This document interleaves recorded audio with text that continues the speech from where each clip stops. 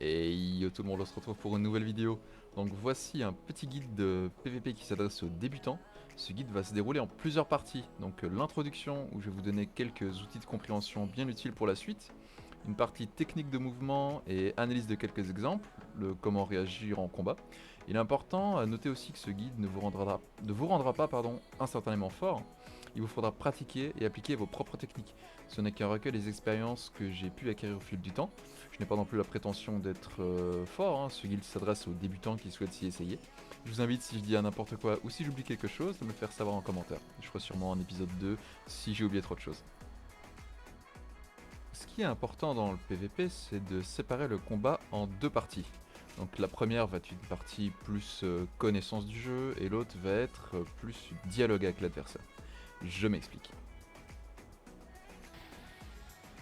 La partie connaissance se base surtout sur ce que vous connaissez du jeu. Les armes et leur portée, les divers centres de guerre, les builds, ce dont chaque build est capable, etc. L'autre, quand je parle de dialogue, c'est que les combats vont presque toujours se baser sur un principe de question-réponse. Si un adversaire reste hors de portée de votre arme, s'il est en posture d'attente, ou il attend peut-être que vous frappiez dans le vide, pour vous punir. Ici, un autre cas de dialogue avec l'adversaire. Donc, on peut voir à l'image qu'il est sur un gameplay relativement défensif, et je vais donc décider de changer de stratégie. Je vais passer sur la hallebarde draconique, mais l'espadon courbé ferait très bien l'affaire s'il reste sur un gameplay défensif. Et directement après mon weapon swap, on peut voir qu'il reprend tout de suite un gameplay agressif. Il me frappe avec la sonde de guerre. Je décide de changer d'approche pour prendre ma hallebarde à deux mains pour pouvoir utiliser la sonde de guerre. Une fois qu'il l'a vu, connaissant la puissance de la cendre, il reprend la distance de sécurité. Le contrôle est une notion qui veut que vous ayez toujours le contrôle sur le combat. Chaque décision que vous faites est une réponse à ce qui se présente face à vous. Je prends l'exemple de l'adversaire qui reste hors de portée. N'allez pas lui donner ce qu'il veut, prenez le contrôle du combat. Ça peut être en lui jetant des couteaux, en faisant une feinte d'attaque sautée pour l'attraper sur la fin de sa roulade par exemple. Un autre exemple est que vous êtes dans une situation de 2v1. Vous avez la moitié de votre vie et les deux adversaires vous courent après. L'idée n'est pas de fuir pour vous soigner comme il imagine, mais plutôt de courir pour les séparer. Ou pour faire un hard swap sur une sorte de guerre de gros dégâts, comme la hallebarde draconique ou mentorage. Je sais que les exemples peuvent paraître compliqués, mais c'est bien plus simple qu'il ne paraît. Tant que vous restez dans l'idée d'analyser le combat, instinctivement, vous ne donnerez pas à l'adversaire ce qu'il veut. La première chose à faire lors du combat est de visualiser sa cible, pour voir quel type d'équipement il possède, voir son arme, se faire une idée de son build. L'important n'est pas d'avoir une valeur absolue, mais juste se faire une vague idée pour imaginer ce dont votre ennemi est capable. Si votre adversaire possède l'espadon royal, donc l'épée de Blade, vous savez que pour la jouer efficacement, il faut de la force, mais aussi de l'intelligence. Il est donc probable qu'il vous attaque aussi à distance avec de la magie. Après avoir salué votre adversaire, prenez un foie de résistance magique. Ça peut être utile.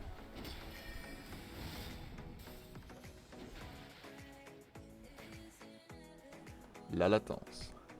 Cette partie est beaucoup plus importante qu'il n'est paraît comparativement aux autres jeux. Ça vous est probablement déjà arrivé de frapper un adversaire mais que celui-ci ne prenne pas le coup.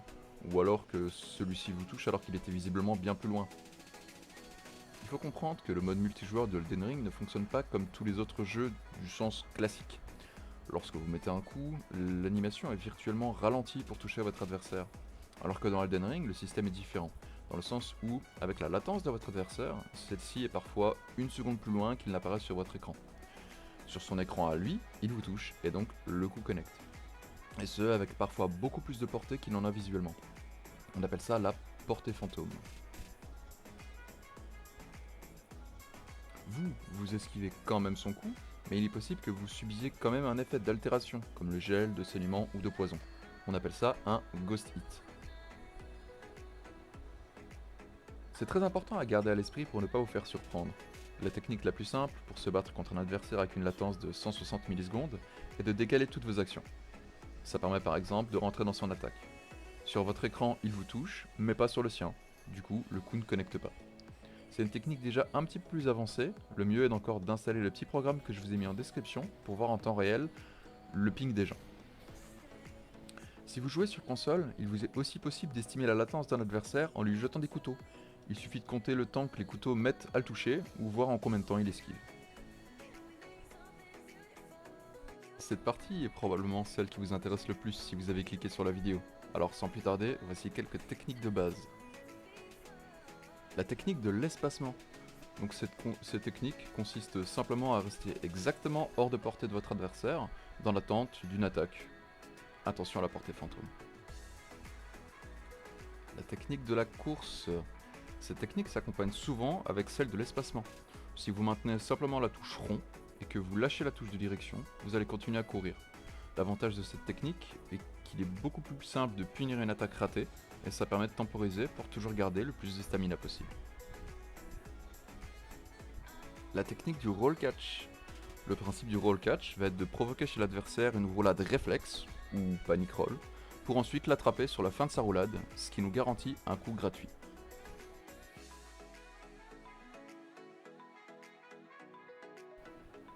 Le défocus. La technique du défocus est souvent utilisée quand vous avez plusieurs adversaires, pour tous les garder sur l'écran. Ça permet aussi de reculer sans être ralenti en marche arrière, une technique à utiliser avec l'espacement. Le blocage. Alors cette technique est plutôt simple, elle permet juste de ne pas avoir l'animation du personnage qui se retourne. Ça permet de gagner du temps et ça m'a sauvé la vie plus d'une fois. Je déteste cette animation. Le backstep et reverse backstep. Cette technique est utilisée par les joueurs avancés. Il faut avoir des notions de lecture du combat, prévoir un panic roll chez l'adversaire et l'utiliser après un coup. C'est l'exécution de cette technique qui la rend compliquée.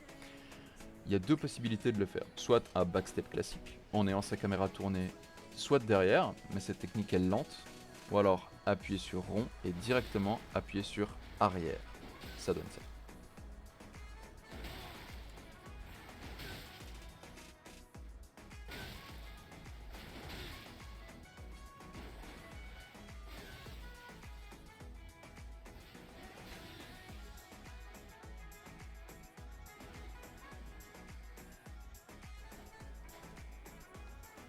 Quelques notions importantes, la poise et l'hyper armor.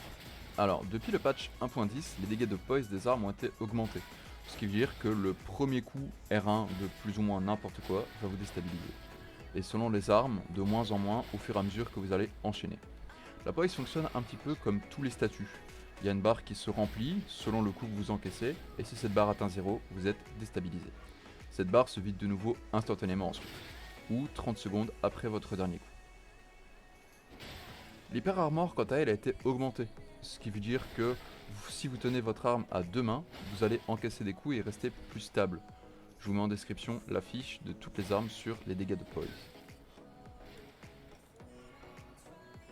Les objets à toujours avoir. Il est important de bien sélectionner ces objets. Vous avez sûrement vu que j'utilise toujours plus ou moins les mêmes objets, peu importe le build. Je vais vous expliquer pourquoi. Les dagues éventail sont extrêmement importantes à toujours avoir à portée de main. Les dagues de lancer rapide pourraient faire l'affaire, mais les dagues éventail sont beaucoup plus dures à esquiver et elles permettent bien sûr de finir un adversaire avec un PV. Mais elles permettent également de faire tomber les gens des échelles.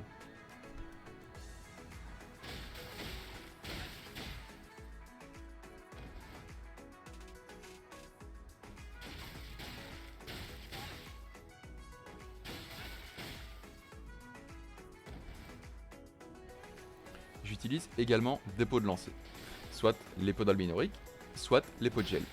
Les pots de gel permettent de congeler instantanément un adversaire, lui faire donc des dégâts, mais aussi réduire ses résistances de 20% pendant 30 secondes. Les pots d'albinorique sont plus durs à créer car les composants sont plus durs à trouver, mais ils permettent d'empêcher la cible d'utiliser ses fioles de soins.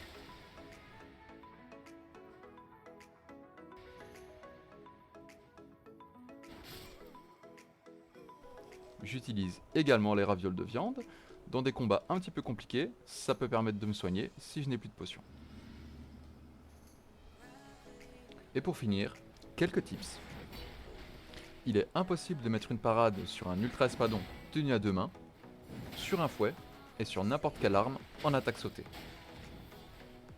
Quand vous faites invoquer en esprit rouge ou doré, vous êtes invincible un petit temps.